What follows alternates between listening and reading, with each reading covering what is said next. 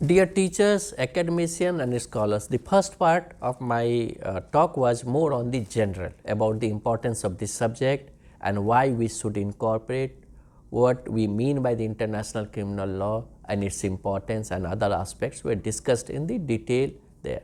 Now the time is to think about what content should be there in the law school or law colleges. That is the area which I focus, and I will try to be careful in suggesting the topic.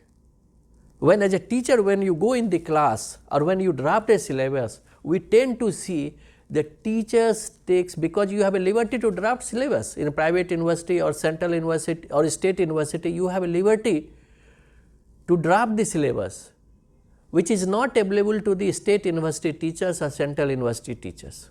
But private university permits, national law school permits, coin the syllabus on your own, what you want to teach. And what we have been witnessing, that teacher with the time of framing of the syllabus, they put so many things which is difficult to complete in 3 credit and 4 credit courses. A course which I would suggest you, which needs to be drafted in a line which can be completed in a 3 months or 4 months time period, depending upon your time. So generally in the if you are drafting a 3 credit paper for the International Criminal Court, then these are the points, means you are going to teach 40 hours of lecture. So you have a 40 hours of lecture. If you to draft for the 4 credit course, you have to have around 55 classes, 55 hours of the syllabus. So you have to see that how to structure your syllabus in 40 to 55 hours it can be covered. So one has to be very careful. Let's begin in the syllabus content.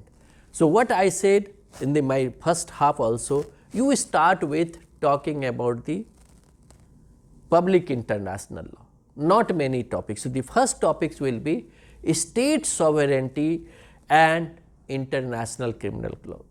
The first topic what I suggest is state sovereignty and international criminal law. When you talk about the state sovereignty, I suggest you focus the definition of the state which has been given in the Montevideo Convention, devote some time. Then you talk about the importance of sovereignty under the international law. Third part, you also talk about the prohibition of use of force. There you can take reference of United Nations Charter and particularly Article 2 paragraph 4. This is the state sovereignty, and then you can just discuss about the international criminal law in general. The second, so this class, the first, state sovereignty and international criminal law, will also contain a introduction to the subject, Depending upon time and and the credit of the course, you can think about what you have to introductory classes, what you have to include. You can speak about historical development of international criminal law, which can be tried starting from 15th centuries, or it can start from end of the Second World War, Nuremberg trial. So I leave it to you. So you have to think about, the historical development can be traced modern and also medieval or ancient time. You can go in every pages, you may find something development is there. But today what I suggest, you focus on the modern international criminal law. Modern international criminal law, we can go back to the end of the Second World War, and that is the historical you start, because student they don't have there. The second important part, the subjects of international law.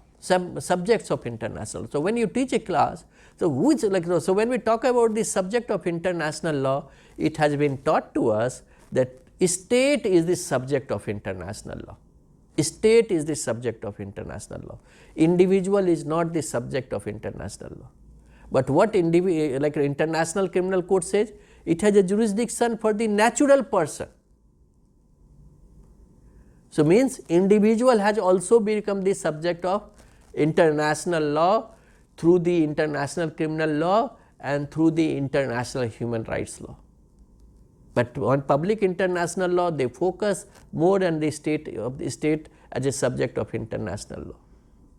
And that is why in this class, where you are talking about the subjects of international law, in this class you have to also talk about little bit about the distinction between the International Court of Justice and International Criminal Court in general. You do not need to go in a specific. You say international. So, students will sometime ask you, sir, why international, what is the jurisdiction of the International Court of Justice?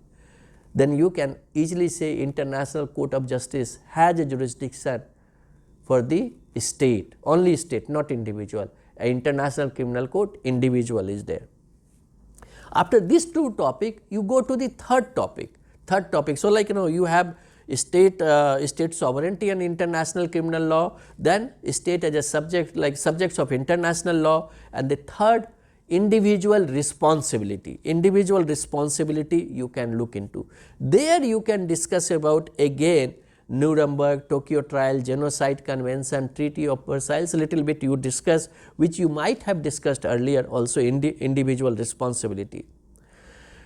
After these primary classes, 3 lectures of maybe 7-8 classes, 7-8 hours or 10 hours you can finish. Then you go to the substantive part, where you start general principles of international criminal law. General principles of international criminal law, and there you can talk about the crimes against humanity, war crimes, genocide, and other and crime of aggression. You discuss which are the part of the International Criminal Rome Statute, which are the part of the Rome Statute. After finishing this model, so I will suggest you this model. When you finish the first model, crimes into state sovereignty and international criminal law, subjects of international criminal law, and individual responsibility and crimes. Then you go to the second part, which is also very important. In second part, which will be focusing on International Criminal Court and Tribunals, International Criminal Court and Tribunals.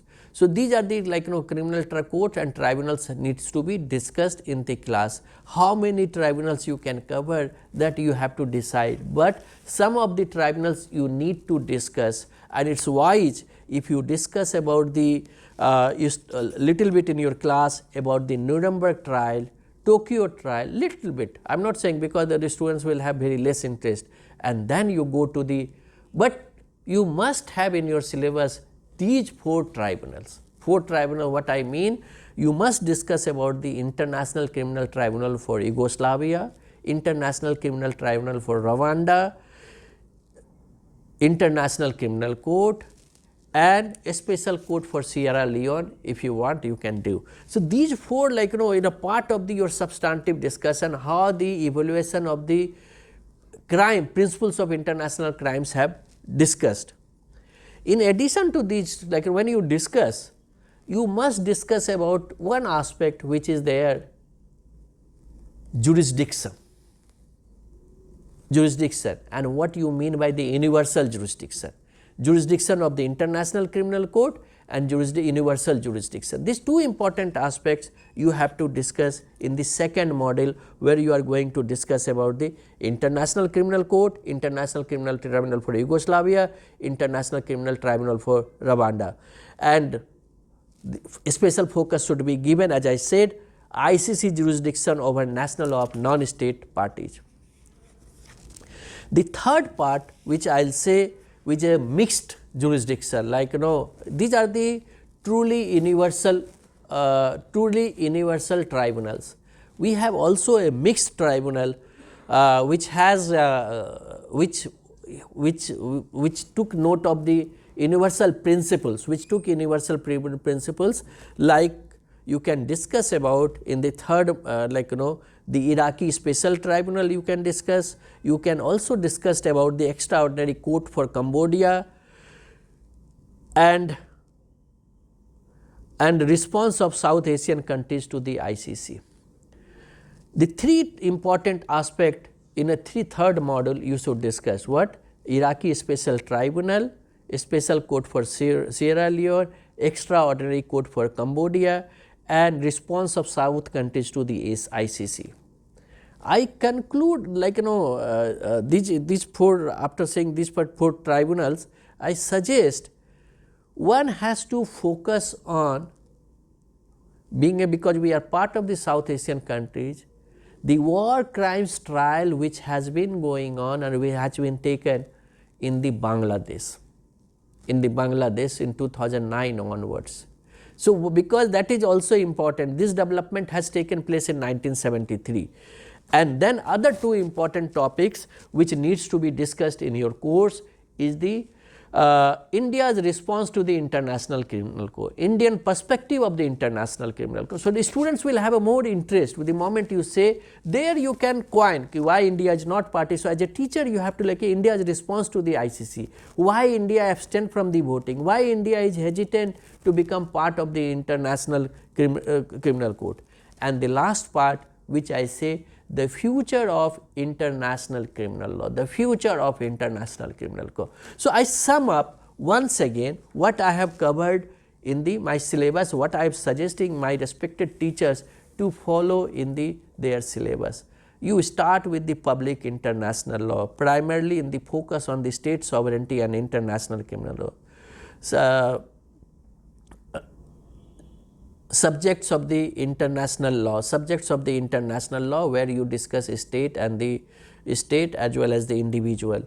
Then you discuss about the individual responsibility and historical development, and the same part you discuss about the general principles of international criminal law. Second part you talk about International Criminal Tribunal for Yugoslavia, International Criminal Tribunal for Rwanda, Special Court for Sierra Leone, and International Criminal Court.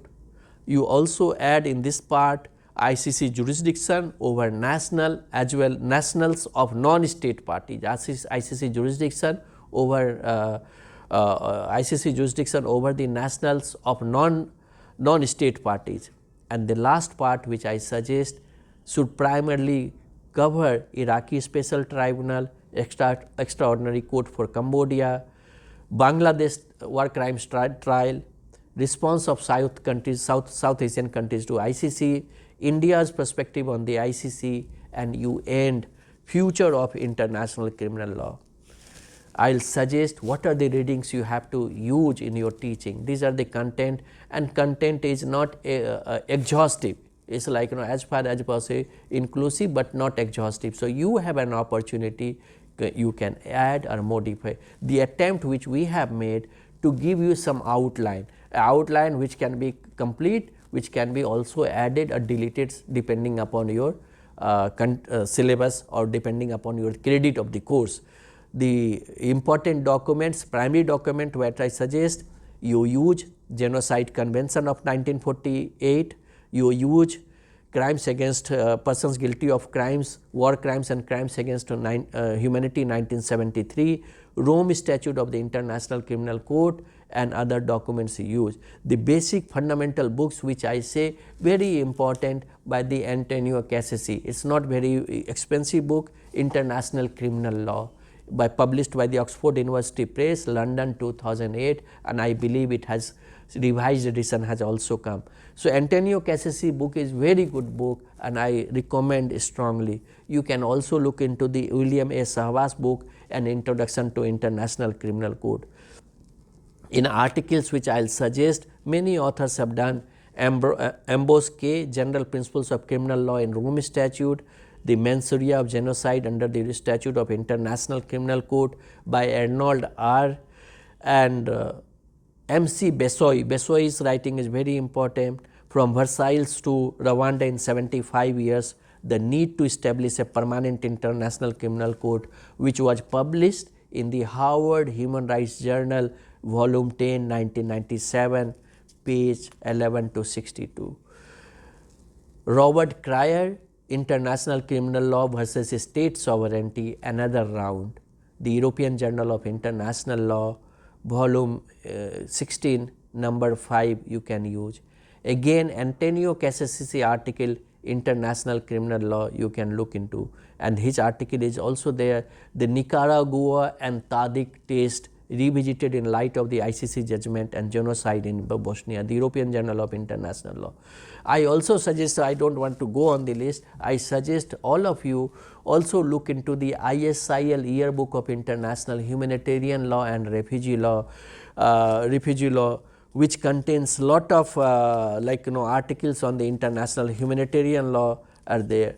I also suggest you the writing of Major General Nilendra Kumar sir, where I have also contributed a paper long time back on the international criminal law. I am sure that is available. There is also one book which I have also edited, that is the International Criminal Law and Human Rights in 2013, which will be useful. You have, these are the basic documents we have suggested, Major General Nilendra Kumar, myself, Antonio Cassisi, William Savas, Antonio Cassisi, Beshoy and others scholars have significantly contributed. You take help of those books and writings, I am sure you will be able to give a good syllabus to your student, and end of your teaching, students will be fully aware with the content of the international criminal law and ready to follow, to propagate, to disseminate international criminal law and human rights and international humanitarian law. Thank you very much.